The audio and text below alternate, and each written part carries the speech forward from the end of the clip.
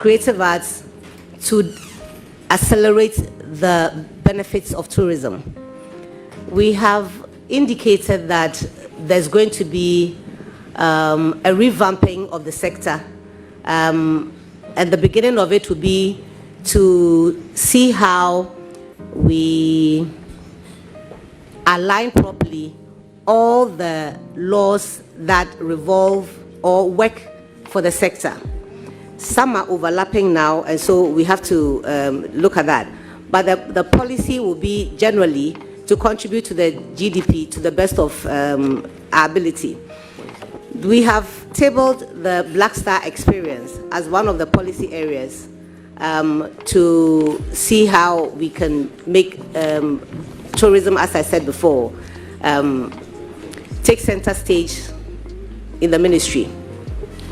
Do you have your NDC manifesto with you? I have the abridged version. The bit on tourism. Yes, I'm here. Were you part of the preparation of the tourism policy? I was a part of the, sorry. Honestly, were you part of, if you were not part of it, I won't proceed on that. But if you were, I can, because I have very critical questions to ask. I will spare you. If you were not part of the preparation of the policy, just tell me, I'll stay off it. I'm being very honest with you, and I'm not going to surprise you. And my honest answer is that I was a member of the committee. I did not have enough opportunity to attend meetings, but I'm on the page with them, so I followed up on that. Thank you. So you did not play an active role in putting this in the enactment of this policy? You did not? I will agree. So you would agree with me that it is your first time of having an interface with this policy of your party now in government? That I will not agree to, because as I said, explain. Why? As I said, we have a page. We've met a couple of times with the committee, and I'm on the page with them. So every task that is given, the reports are on the page. So now you have the policy with you, right? Yes. Okay. Turn to the aspects of the policy on creative arts. Creative arts.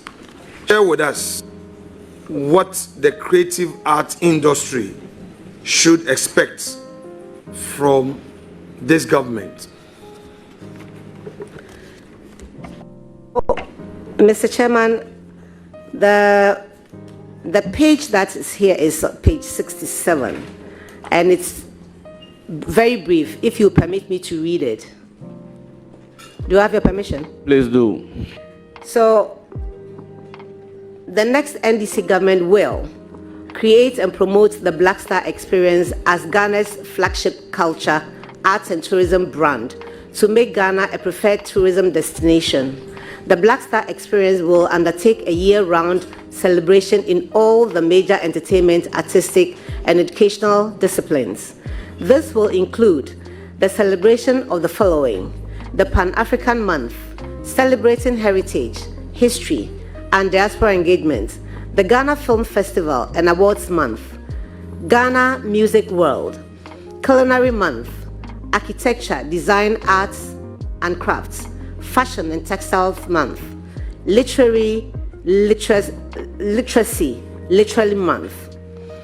We will also support young digital content creators in developing content that promotes Ghanaian culture, revive the Creative Arts Fund to provide sustainable financial support for startups and the ailing large, medium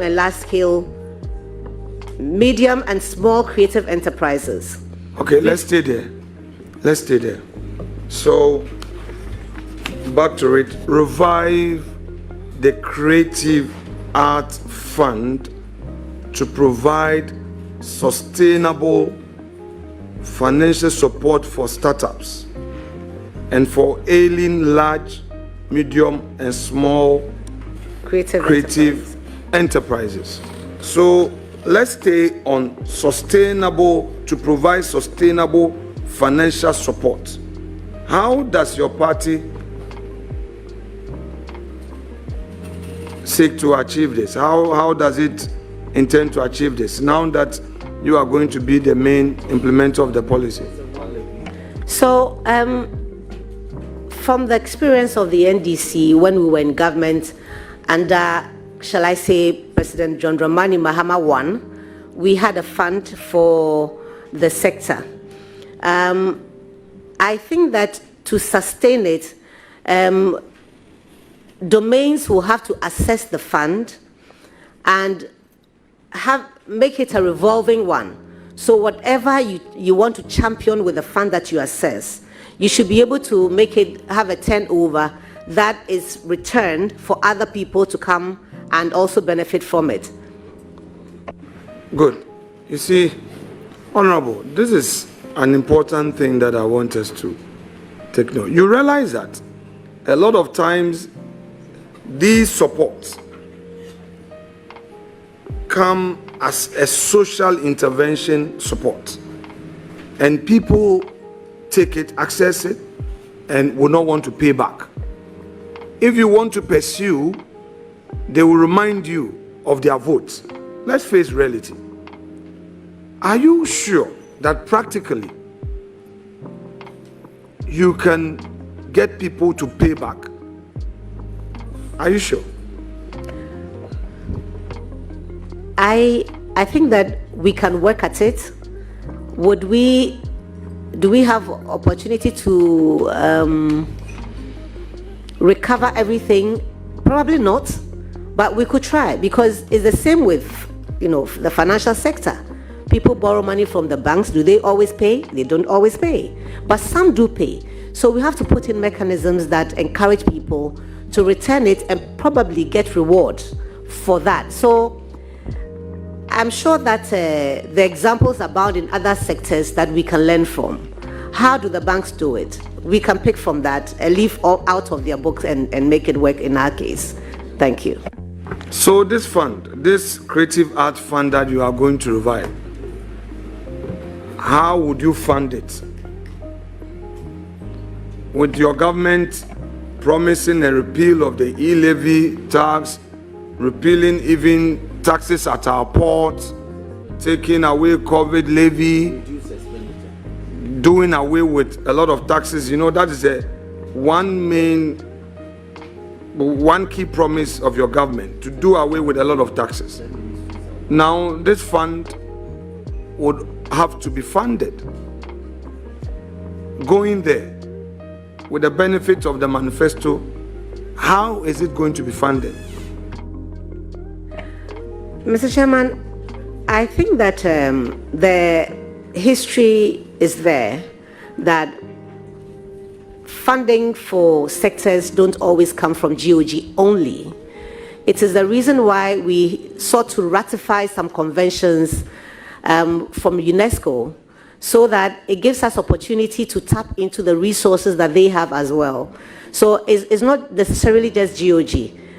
Chances are you're very resourceful. Chances are even you can say that you will take a certain part of our domains and support us with funding, which can be used. But I'll hesitate to agree with you that it's only GOG that is capable of funding, giving us funding for this project. So we are open to the experiences that we have garnered over the years to see how this works. Thank you. Honorable Nominee, you see, there are many creative arts Ghanaians watching, listening, okay?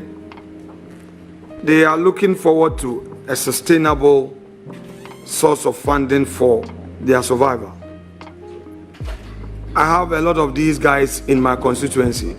You have a lot of them in your constituency. We have a lot of creative arts Ghanaians who are suffering. Now, for you to say that you are going to revive the fund should suggest that you know the status of the fund. Are you able to tell us the status of this fund that you are going to revive? I am unable to, considering that it's been 8 years. I do not know where we stand with that, but it's one of the things that I have to do as soon as possible to see where it is and where we can take it from here. Thank you. Can I suggest to you that the best way to sustain this and to make it active, to benefit the industry, will be to ensure a levy that will regularly feed into the fund? Yes, we do have the tourism levy. It is possible that we can probably add on, but I'll hasten cautiously and rely only on what we already have and see how we work around it and perhaps move forward with it. Thank you. Can you assure the nation of some timelines? Because you know how our constituents, our citizens, especially the youth, when we make promises to them in our manifesto, on campaign platforms, when we come into office, they become expectant, and legitimately so. What time frame can you give? It is for that same reason that I would plead with you not to ask me to give you a time frame. You and I know that our youth are hungry, and when you're not careful, when you make promises that you are not sure of, you set yourself up for failure. What I can assure the youth of this country is that His Excellency John Dramani Mahama has indicated his desire to create opportunities for them to thrive, and in so doing, help us build a strong economy for our country. I will put my shoulders to the wheel and assist him to achieve that. Thank you. The Honorable, at this point, most respectfully, is about policy implementation. No rhetorics, no talk. They are demanding to know when the Creative Arts Fund will now be accessible. They would want to know even how much startups they will get and all. So to generalize will not be doing justice to the issue. I would want you to consider being as practical as possible if you cannot readily commit, but as soon as you get to office, because it's something that you cannot wish away. You agree with that? Absolutely. I cannot wish it away, but I can be cautious as I go forward and be guarded in promises that I make on this platform. I'm sure that the opportunities will arise when we are sworn in and I take office, that I come back to the committee or on the floor for us to address these issues, but I will not be making promises that I cannot keep. I do not know what's in the kitty, so based on what will I make such promises? So I would plead with Chair to let this slide, because I do not have any promise to make, because as I sit here, it will be, it will not be good for me to make any promises when I have not assumed office. Thank you.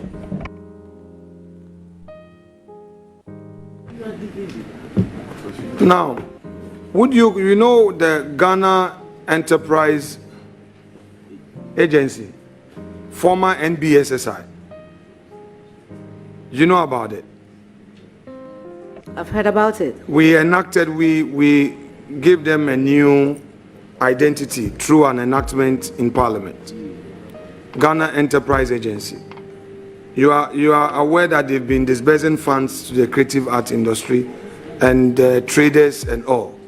So I want to find out from you whether you can rely on that agency to support the creative art industry pending the introduction of this your creative arts fund, because they cannot wait.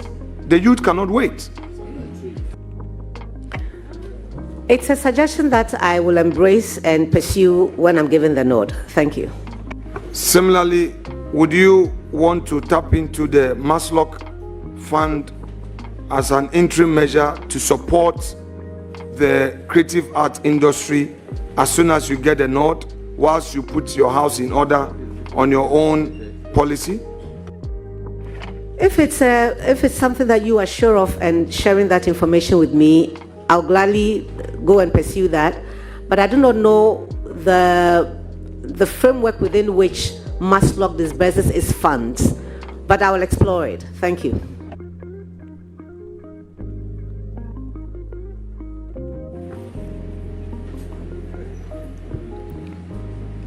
Honorable nominee, you agree with me that your work will require a lot of travel. You agree with me? To a large extent, yes. You would agree with me that that would largely take you away from the constituency?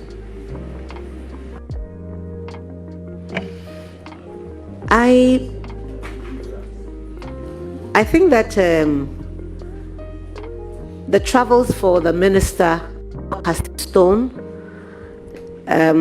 I also know that you can delegate, and based on the experience that I have, I know that it is possible to have a fine balance between visiting the constituency and the official obligation of the minister.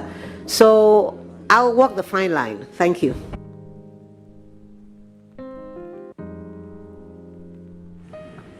When I referred to travels, I wasn't only referring to, when I talked about travel, I wasn't only referring to foreign travels, but I'm saying that I was also referring to local travels across the length and breadth of the country. Are you saying that you will, because of constituency demands, not visit various tourism sites to actually see for yourself the potentials? Honorable Chair, that is not my suggestion. I will find a fine balance between what is officially my task as a minister of the industry and also my responsibilities to my constituency. Do you know some of the... You want to ask something? Honorable members, I believe in a situation like this, our constituents understand. When you fit into a new role, if you are with them every weekend, probably you may not be able to do that, and they perfectly understand. Thank you, Chair.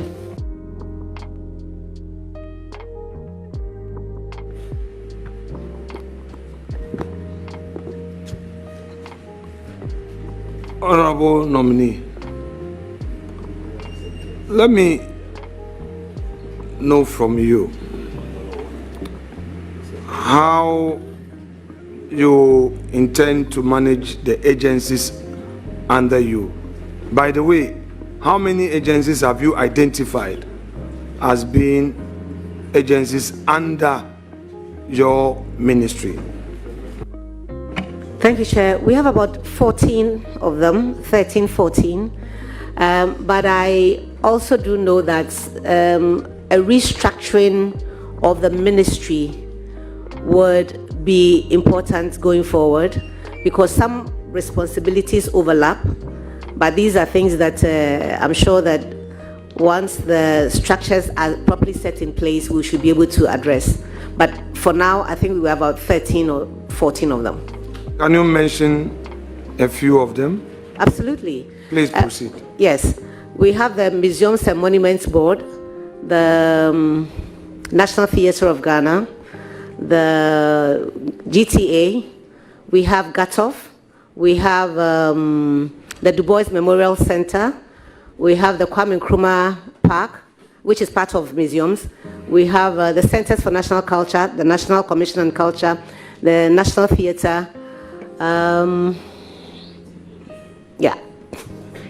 So these 13 agencies, the heads of these agencies naturally would be political appointees with me. I believe so.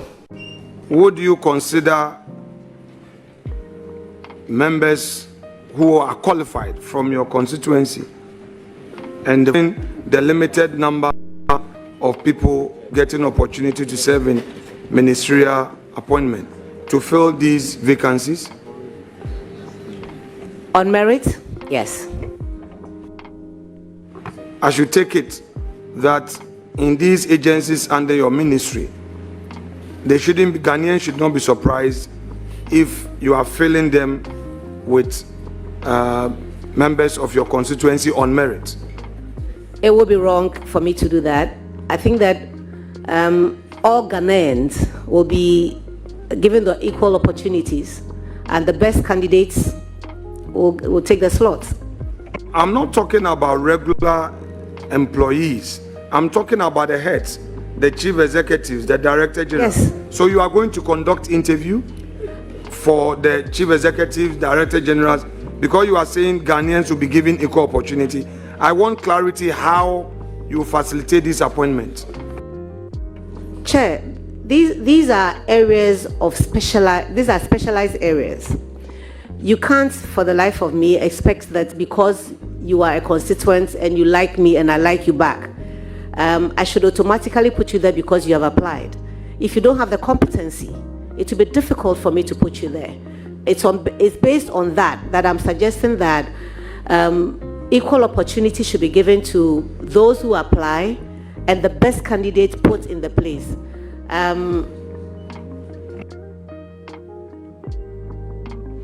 I believe that's the best way to go. Thank you. So you would agree with me that will materially enhance your success as a tourism minister? If you kindly come back again, please. The general peace of Ghana. The general peace of Ghana. Okay, so let me give you a background to it so that you can appreciate what the point I'm trying to make. I spoke to some friends in the industry who are into hotels, and they tell me that before the elections, the bookings they were having were just around 25-30%. But after the elections, the occupancy rates increased. I asked them why. They said, well, because of the fear, these foreigners who were coming in, because of the fear that of the outcome of the elections, the uncertainties and all. So though we're entering into Christmas, they were not willing to come. But immediately we had the elections and they realized that Ghanaians were generally peaceful. They started booking. Right. So you get a background now. You get a background. So I now put the question to you. Do you agree with me that the general peace of Ghana would necessarily enhance your success as a sector minister? I agree, not only as a sector minister, but as a Ghanaian, for my own safety as well. Thank you. Very well. So, would you be concerned about violence in the country, post-election violence, wherever it may be occurring? Would you be concerned as a tourism minister? I'm always concerned, and I don't have to be the minister to be concerned about it. Thank you. What advice do you have as a tourism minister? What advice do you have for those Ghanaian youth who may be burning party offices, who may be involved in unnecessary violence merely because Mr. President could not appoint people from their communities? What advice do you have for them? Honorable nominee, I don't think we have any evidence to the effect that Ghanaians are doing such a thing merely because A or B has not been appointed. So if the honorable minority leader has such an evidence, that he can table it.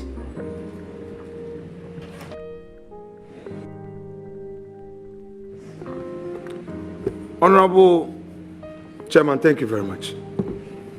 Honorable nominee, you would agree with me that when a new government comes into office, there is general anxiety and expectation for political appointments, generally. You would agree with me? Yes, to be fair. You would also agree with me that not all persons will want to manage their disappointment in a peaceful manner. You would agree with me? Well, human behavior, is dependent on each individual. I'm not sure that you yourself would disagree with me. That seems to be the case. You would also agree with me that for those who are unable to manage their disappointment in a peaceful manner and resort to violence, such violence creates a negative impact on the tourism potential of the country. Well, Mr. Chair, to be fair, people across all disciplines manage their failures differently. Some people are just sour losers, and some people manage whatever failures they find better. I would just say that it shouldn't so much be related only to my work, but as a country, we need to be more tolerant of one another. And we need to learn how to do unto others what we want others to do unto us. I think that when we have fellow feeling, that it doesn't matter that I was nominated and you were not nominated, because it's only a matter of time. Thank you. So in view of that, and as tourism minister, what would be your advice to the youths who may not want to register protests in a peaceful manner as a result of disappointment? Chair, I'll urge all our youth, regardless of whether it's political or not, that we are in a civilized society. Institutions are available for you to seek redress if you are displeased about a decision that's been made or an action or inaction that has been taken or not taken. That you find the appropriate channel to express your concerns is the way to go. Thank you, Chair. Honorable Chair, on that note, let me congratulate my respected colleague. You know, Mr. Chair, in the political space we operate in, we have moderates and we have extremists. And I want to say this to the nation, that our job as political actors is to move to the center. Whether you of the right wing ideology or of the left wing ideology, moving to the center is what matters. Some extremists are of the view that when we get onto this table, we should be at war with you guys, and that we shouldn't even be nice. To those, I say no, that's not the politics of the country. Therefore, knowing who you are, I want to assure you of our support as a minority in the chamber. We'll be very constructive in following your affairs in the ministry. We, however, entertain no doubt that in view of your background, in all you've done for yourself, all that you've achieved in life, which we know, you will not fail the people of Ghana. But be minded that you are joining a government. It's not your personal enterprise. So you have a lot of work to do. I wish you all the best, my mom. God bless you. Thank you.